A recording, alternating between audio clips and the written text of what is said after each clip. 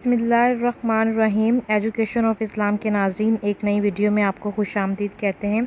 आज की वीडियो में हम आपको बताएंगे कि जिन ख़वातीन को ब्रेस्ट इंफेक्शन हो जाता है, निपल पर कोई दाने बन जाते हैं या इस तरह की कोई भी मसला है, तो आज की वीडियो आपके लिए बहुत ही हेल्पफुल साबित होने वाली है। तो वीडियो को आप एंड तक ज़रूर देखिएगा।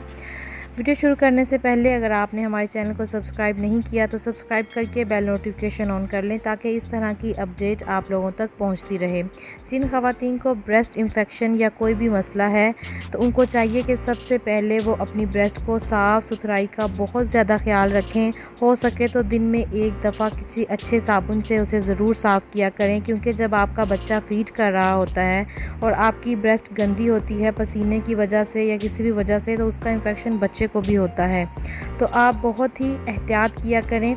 आज की वीडियो में एक बहुत ही आसान टोटका हम आपको बताएंगे, जिसके इस्तेमाल से आप अपनी ब्रेस्ट इंफेक्शन को घर पर ही ठीक कर सकती हैं।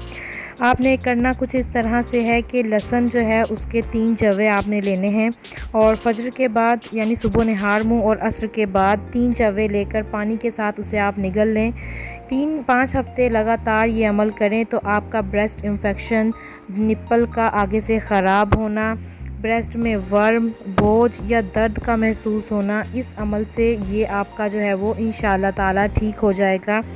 लहसुन खाने के बहुत ज़्यादा फ़ायदे हैं और लहसुन में बहुत ज़्यादा एक एंटी एजेंट होते हैं जो बीमारी से लड़ने की ताकत रखते हैं, जिसके चंद रोज़ा ही इस्तेमाल से आपकी ब्रेस्ट इंफेक्शन ठीक हो जाएगा और आपका हार्मोनल सिस्टम जो है वो भी अपने बैलेंस पर आ जाएगा।